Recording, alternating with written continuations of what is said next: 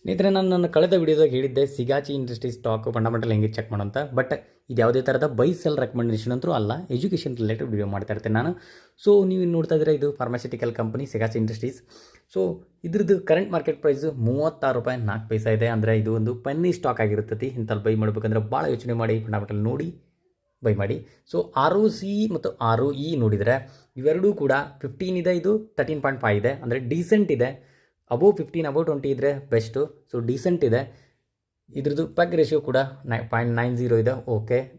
Intrinsic value ನೋಡ್ರಿ ಕೊಟ್ಟಿಲ್ಲ. So industrial 33 ಇದೆ, ಇದ್ರದ್ದು 18 ಓಡ್ತಾ ಇದೆ. Okay, decent. PE ಕೂಡ ಅಂಡರ್ ವ್ಯಾಲ್ಯೂ. ಸ್ಟಾಕು ಕೂಡ ಡೀಸೆಂಟಲ್ಲೇ ಟ್ರೇಡ್ ಆಗ್ತಾ ಇದೆ ಅಂತ. ಡಿವಿಡೆಂಟ್ ಕೂಡ ಪೇಬಲ್, ಡಿವಿಡೆಂಟ್ ಕೊಡ್ತಾರೆ. ಮತ್ತು ಪ್ಲಡ್ಜ್ ಪರ್ಸೆಂಟೇಜ್ ಇವರು ಇದೊಂದು ಬ್ಯಾಡ್ ಸೈನ್ ಅಂತಲೇ ಹೇಳ್ಬೋದು. ತಮ್ಮ ಸ್ಟಾಕ್ಗಳನ್ನು ಗಿರ್ವಿ ಇಟ್ಟು ಇವರು ಲೋನನ್ನು ಸೆಲನ್ನು ತೊಗೊಂಡಿರ್ತಾರೆ. ಇದೊಂದು ಬ್ಯಾಡ್ ಸೈನ್. ಸೊ ಹಾಗಿದ್ರೆ ಪ್ರಾಫಿಟ್ ಆ್ಯಂಡ್ ಲಾಸ್ ಸ್ಟೇಟ್ಮೆಂಟನ್ನು ನೋಡೋಣ. ಇವ್ರದ್ದು ಪ್ರಾಫಿಟ್ ಆ್ಯಂಡ್ ಲಾಸ್ ಸ್ಟೇಟ್ಮೆಂಟ್ ಏನು ಹೇಳುತ್ತಂತ. ಸೊ ಇಲ್ಲಿ ನೀವು ನೋಡ್ತಾ ಇದ್ದರೆ ಪ್ರಾಫಿಟ್ ಆ್ಯಂಡ್ ಲಾಸ್ ಸ್ಟೇಟ್ಮೆಂಟಲ್ಲಿ ಇವ್ರದ್ದು ಇಯರ್ಲಿ ಈ ಸ್ಟಾಕು ಇನ್ಕ್ರೀಸ್ ಆರ್ಡರಲ್ಲೇ ಸೇಲ್ಸ್ ಮಾಡ್ತಾ ಇದ್ದಾರೆ.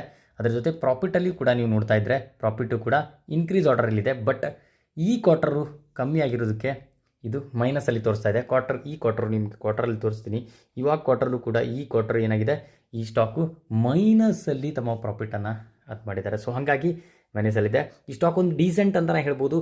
ಯಾಕಂದರೆ ಈ ಸ್ಟಾಕ್ ಏನಾದರೂ ಲಾಂಗ್ ಟರ್ಮ್ ಬೈ ಮಾಡ್ತಾರೆ, ಪೆನ್ನಿ ಸ್ಟಾಕ್ ಆಗಿರೋದ್ರಿಂದ ನೀವು ಹೆವಿ ಅಮೌಂಟನ್ನು ಇನ್ವೆಸ್ಟ್ ಮಾಡೋದು ಉತ್ತಮ ಅಲ್ಲ ಅಂತ ಹೇಳ್ತೀನಿ ನಾನು.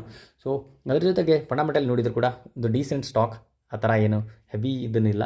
ಸೊ ಹಾಗಾಗಿ ನೀವು ಕೂಡ ಇದರಲ್ಲಿ ಅನಲೈಸಸ್ ಮಾಡಿ, ಯಾವುದೇ ಸ್ಟಾಕ್ ಆದ್ರೂ ಕೂಡ ಫಂಡಮೆಂಟಲ್ ವಿತ್ ಟೆಕ್ನಿಕಲ್ ಅನಾಲಿಸಿಸ್ ಮಾಡಿ ಸ್ಟಾಕಲ್ಲಿ ಇನ್ವೆಸ್ಟ್ಮೆಂಟ್ ಮಾಡಿದರೆ ಬೆಸ್ಟ್ ಅಂತ ಹೇಳ್ತೀನಿ. ಓಕೆ ಸ್ನೇಹಿತರೆ, ಬಾಯ್.